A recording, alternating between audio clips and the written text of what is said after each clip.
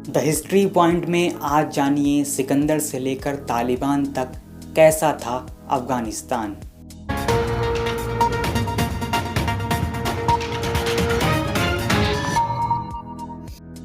वर्तमान में हम जिस अफगानिस्तान को दुनिया के नक्शे पर देखते हैं वो 19वीं सदी के अंत में अस्तित्व में आया था, लेकिन ऊंचे पहाड़ों और गहरी घाटियों से भरे इस क्षेत्र का इतिहास बहुत पुराना है। आर्कियोलॉजी के अनुसार मौजूदा अफगानिस्तान की ज़मीन पर लगभग 50,000 साल पहले भी इंसान मौजूद थे और अफगानिस्तान में प्राचीन सभ्यता की शुरुआत 3000 ईसा पूर्व और लगभग 1800 ईसा पूर्व यहाँ आर्यों का आगमन माना जाता है। अफगानिस्तान पर कब्जा करने वाली हर सत्ता को हमेशा से कठिन चुनौतियों का सामना करना पड़ा है, क्योंकि ऐसा माना जाता है कि अफगानी मूल के लड़ाके विदेशी शासन के लिए सख्त परिस्थितियां पैदा कर देते हैं। यही कारण है कि कभी भी कोई शासक एक समय पर संपूर्ण अफगानिस्तान पर ठीक तरह से कब्जा नहीं कर सका है। अलेक्जेंडर द ग्रेट फारस के डेरियस थर्ड को हराने के बाद 330 ईसा पूर्व में अफगानिस्तान पहुंचा। हालांकि अलेक्जेंडर से पहले गंधारा एम्पायर, कम्बोजा एम्पायर और एचमेनिड एम्पायर ने भी इस इलाके पर शासन किया, लेकिन इनको ना तो ऐतिहासिक दृष्टि से इतना महत्व हासिल है और ना ही इनके बारे में विस्तृत जानकारी उपलब्ध है। जब अलेक्जेंडर की सेना अफगानिस्तान पहुंची तो उसे अफगानी मूल लोगों की तरफ से ज़बरदस्त प्रतिरोध का सामना करना पड़ा। अलेक्जेंडर के लिए परिस्थितियां इतनी कठिन हो गई थीं कि अलेक्जेंडर ने उस समय अफगानिस्तान के बारे में कहा था कि यहाँ घुसना तो आसान है लेकिन यहाँ से निकलना बहुत मुश्किल है। हालांकि अलेक्जेंडर ने अफगानिस्तान पर बहुत लंबे समय तक शासन नहीं किया, लेकिन अलेक्जेंडर का दौर अपने पीछे एक बड़े सांस्कृतिक प्रभाव को छोड़ गया, जिसका असर अफगानिस्तान पर कई शताब्दियों तक देखने को मिला। अलेक्जेंडर ने अपने शासनकाल के दौरान अलेक्जेंड्रिया नाम से कई शहर बसाए। अलेक्जेंडर के बाद ये इलाका मौर्य समाज के अधीन हो गया, जिसका नेतृत्व चंद्रगुप्त मौर्य कर रहा था। मौर्य ने यहाँ हिंदू और बौद्ध धर्म का प्रचार प्रसार किया। मौर्य अफगानिस्तान से सेंट्रल एशिया की तरफ बढ़ने की योजना बना रहे थे। उसी दौरान उन्हें स्थानीय ग्रीको बैक्ट्रियन शक्तियों के प्रतिरोध का सामना करना पड़ा। मौर्य के बाद लगभग 250 ईसा पूर्व से पहली सदी के आरंभ तक यहाँ ग्रीको बैक्ट्रियन साम्राज्य, इंडो ग्रीक साम्राज्य, इंडो सीथियन साम्राज्य और इंडो पार्थेरियन साम्राज्य प्रभावी रहा। पहली शताब्दी के मध्य में यहाँ कुजुला कटफेसिस के नेतृत्व में कुषाण साम्राज्य का विस्तार हुआ। उसकी दूसरी पीढ़ी तक कुषाणों का साम्राज्य अफगानिस्तान में अपने शिखर पर पहुँच गया था। इंडियन सबकॉन्टिनेंट, सेंट्रल एशिया और चीन में बौद्ध धर्म के प्रसार में कुषाणों की महत्वपूर्ण भूमिका मानी जाती है। तीसरी शताब्दी के अंत तक कुषाण साम्राज्य पूरी तरह बिखर गया। कुषाणों के बाद यहाँ ईरानियों का कब्जा हो गया, जिसे सैसेनियन साम्राज्य के नाम से जाना जाता है। ईरानियों ने अफगानिस्तान और वर्तमान में पाकिस्तान के अधीन आने वाले कई क्षेत्रों पर अपना नियंत्रण स्थापित कर लिया था। इस्लाम के उदय से पहले ये पर्शियन साम्राज्य का अंतिम राज्य था। इसके बाद यहाँ कुछ समय तक काबुल शाही हुकूमत भी रही। 642 ईस्वी में मुसलमानों ने सैसेनियन और बाइजेंटाइन कब्जे से वेस्ट एशिया को आज़ाद कराते हुए हेरात के रास्ते अफगानिस्तान में कदम रखा। इस समय मुसलमानों की खिलाफत की जिम्मेदारी हज़रत ओस्मान रज़ी अल्लाह ताला अन्हु संभाल रहे थे। मुसलमानों ने यहाँ इस्लाम का परिचय करवाया। ये वो वक्त था जब अफगानिस्तान में एक साथ कई स्वतंत्र राज्य कायम थे। असहाब रसूल सल्लल्लाहु अलैहि वसल्लम के बाद सबसे बड़े इस्लामिक न्यायविद और धर्मशास्त्री इमाम अबू हनीफा अल-नोमान के पूर्वज भी इसी दौर के काबुल शहर से थे, जो बाद में इराक चले गए थे। पहाड़ी इलाकों की तरफ से हो रहे लगातार हमलों की वजह से अरब सेना शुरुआत में अफगानिस्तान के एक छोटे से हिस्से तक ही सीमित रही, लेकिन धीरे धीरे अमीर मुआविया रज़ी अल्लाह ताला अन्हु के ज़माने से 712 ईस्वी तक मुसलमानों की हुकूमत मकरान और सिंध तक फैल चुकी थी। मुसलमानों ने इस दौरान इलाकाई लोगों को ही वहाँ का शासक बनाया। हालांकि इस दौरान काबुल और गंधार समेत कई हिस्सों पर हिंदू शाही राजाओं का ही शासन रहा। इसके बाद गजनवी सल्तनत ने पूर्वी अफगानिस्तान के गजनी शहर से शासन किया और गजनी जैसे एक आम शहर को एक समृद्ध और शक्तिशाली राजधानी में बदल दिया, जिसमें आज के अफगानिस्तान सहित ईरान और पाकिस्तान के कई हिस्से शामिल थे।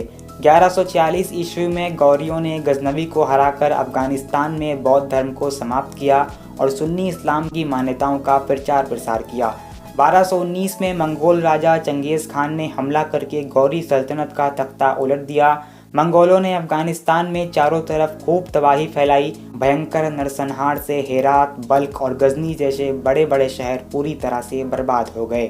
मंगोलों के बाद तैमूरी सल्तनत ने 14वीं सदी में अफगानिस्तान पर अपना नियंत्रण स्थापित किया और उजड़े हुए शहरों को फिर से आबाद कराया। 16वीं सदी तक तैमूरी सल्तनत का पतन शुरू हुआ और वेस्ट अफगानिस्तान एक बार फिर पर्शियन साम्राज्य के अधीन चला गया। 1504 में तैमूर का वंशज बाबर उज़्बेकिस्तान के रास्ते काबुल आया। बाबर ने काबुल को अपना सैन्य अड्डा बनाया और पर्शियन साम्राज्य की तरफ देखने की बजाय उसने अपना ध्यान दिल्ली की तरफ केंद्रित किया। बाद में बाबर ने दिल्ली पर कब्जा करके उसे अपनी राजधानी बनाया और मुगल सल्तनत की नींव रखी। मुगल बादशाहों में शाहजहां और औरंगजेब ने भी दिल्ली के तख्त से अफगानिस्तान पर कुछ समय के लिए हुकूमत की। 1709 में मीर वाइस खान के नेतृत्व में होतक सल्तनत अफगानिस्तान में कायम हुई, जिसे खिलजी सल्तनत भी कहा जाता है। होतक सल्तनत अंतर्कलह के कारण कभी भी पूरे अफगानिस्तान पर कब्जा नहीं कर सकी। 1729 में ईरानी सैन्य कमांडर नादिर शाह ने होतकी सल्तनत को दमघान की लड़ाई में हराते हुए इसे पूरी तरह से बिखेर दिया। 1738 में नादिर शाह ने कंधार और गजनी पर भी कब्जा कर लिया। जब जून 1747 में पर्शियन अधिकारियों द्वारा नादिर शाह की हत्या कर दी गई, तो अक्टूबर 1747 में अफगानियों ने पारंपरिक जरगे के द्वारा अहमद शाह नाम के एक युवक को अपना राज्य प्रमुख चुना। इसी अहमद शाह को बाद में अहमद शाह दुर्रानी और अहमद शाह अब्दाली के नाम से भी जाना जाने लगा। अहमद शाह ने केवल अपनी जाति का प्रतिनिधित्व करने के बजाय संपूर्ण अफगानिस्तान को एकजुट करने का प्रयास किया। यही कारण है कि अहमद शाह अब्दाली को ही मौजूदा अफगानिस्तान का संस्थापक माना जाता है। अहमद शाह ने पूरे अफगानिस्तान, पाकिस्तान और थोड़े समय के लिए ईरानी खुरासान और दिल्ली पर भी शासन किया। अहमद शाह को बादशाह दुर्रे रमा यानी king pearl of the age कहा जाता था। अहमद शाह ने 1761 में पानीपत की मशहूर लड़ाई में मराठाओं को शिकस्त दी। इस वक्त तक अफगानिस्तान को एक मजबूत देश की हैसियत मिल चुकी थी। 1772 तक अहमद शाह दुर्रानी और उसके बाद उसके बेटों की हुकूमतें रहीं। इस दौरान दुर्रानियों को कई बार सिख राजा रंजीत सिंह से भी हार का सामना करना पड़ा।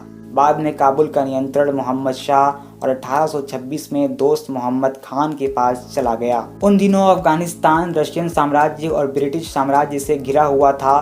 दोस्त मोहम्मद खान के रशिया से अच्छे संबंध माने जाते थे। भारत पर काबिज ब्रिटिश एम्पायर को लगता था कि रशिया अफगानिस्तान पर कब्जा करके उसे चुनौती दे सकता है। इसी क्रम में अंग्रेजों ने 2 युद्ध लड़े, जिन्हें एंग्लो अफगान युद्ध कहा जाता है। पहली लड़ाई 1839 से 1842 के बीच लड़ी गई। इस युद्ध में अंग्रेजों को भारी नुकसान उठाना पड़ा। कुछ दिन अंग्रेजों की कैद में रहने के बाद दोस्त मोहम्मद खान ने फिर से अफगान पर अपना नियंत्रण स्थापित किया। 1878 में अंग्रेजों ने एक बार फिर अफगानिस्तान पर हमला किया। इस बार अंग्रेजों को आंशिक सफलता मिली। अंग्रेजों ने एक छोटे से इलाके पर अपना कब्जा स्थापित किया। अब्दुर्रहमान खान को अफगानिस्तान का अमीर बनने में भी अंग्रेजों ने मदद की। अब्दुर्रहमान खान के बाद उनके बेटे हबीबुल्लाह खान ने अफगानिस्तान को संभाला। उनके दौर में अफगानिस्तान पर अंग्रेज़ों का प्रभाव काफ़ी बढ़ गया था। इसी वजह से हबीबुल्लाह खान को कत्ल कर दिया गया और उनके बेटे अमानुल्लाह खान को राजा बना दिया गया। अमानुल्लाह खान ने अंग्रेज़ों से संपूर्ण आज़ादी के लिए एक निर्णायक जंग लड़ी, जिसे तीसरी एंग्लो अफगान वार कहा जाता है। 19 अगस्त 1919 को उनके और अंग्रेज़ों के बीच एक समझौता हुआ, जिसके बाद अफगानिस्तान से अंग्रेज़ी कंट्रोल पूरी तरह से समाप्त हो गया। यही वजह है कि 19 अगस्त को अफगानिस्तान का स्वतंत्रता दिवस मनाया जाता है। अमानुल्लाह खान ने लिबरल दिखने के प्रयास में अफगानिस्तान में हिजाब, बुर्के पर पाबंदी लगा दी, जिससे 1928 में लोगों ने इनके खिलाफ बगावत कर दी। इसके बाद उन्हें देश छोड़कर भागना पड़ा और नादिर शाह ने गद्दी पर कब्जा कर लिया। कुछ दिन बाद नादिर शाह का भी कत्ल हो गया। इसके बाद उसका बेटा ज़ाहिर शाह राजा बना, जिसने 1933 से 1973 तक हुकूमत की। 1973 में उसके कज़िन दाऊद मोहम्मद खान ने रशिया की मदद से बगावत करके अफगानिस्तान पर कब्जा जमा लिया और ज़ाहिर शाह देश से फरार हो गया। दाऊद खान ने अफगानिस्तान को रिपब्लिक ऑफ अफगानिस्तान बना दिया और ख़ुद को इसका प्रेसिडेंट घोषित कर दिया। लेकिन 1978 में रशिया की ही मदद से हुई एक बगावत में दाऊद मोहम्मद खान का कत्ल कर दिया गया और नूर मोहम्मद ताराकी अफगानिस्तान का राष्ट्रपति बन गया। उसने अफगानिस्तान पर कम्युनिज्म थोपने का भी प्रयास किया और सड़क, स्कूल निर्माण से लेकर सैन्य गतिविधियों में रशिया की मदद ली। इस दौर में सरकार की अधिकतर नीतियां इस्लाम विरोधी थीं, जिससे लोगों में सरकार के खिलाफ गुस्सा बढ़ने लगा। संभावित बगावत के खतरे को भांपते हुए अफगानिस्तान सरकार ने रशिया से सैन्य मदद मांग ली।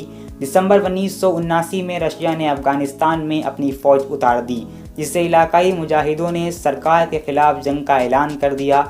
रशिया को कमज़ोर करने के मकसद से अमेरिका ने पाकिस्तान को साथ लेकर इन मुजाहिदीन की मदद करना शुरू कर दी। अंततः 1989 में रशिया को अफगानिस्तान से भागना पड़ा। 1992 में मुजाहिदीन के एक ग्रुप ने अब्दुल रशीद दोस्तम और अहमद शाह मसूद के नेतृत्व में काबुल पर कब्जा करके अफगानिस्तान को इस्लामिक राज्य बनाने का ऐलान कर दिया।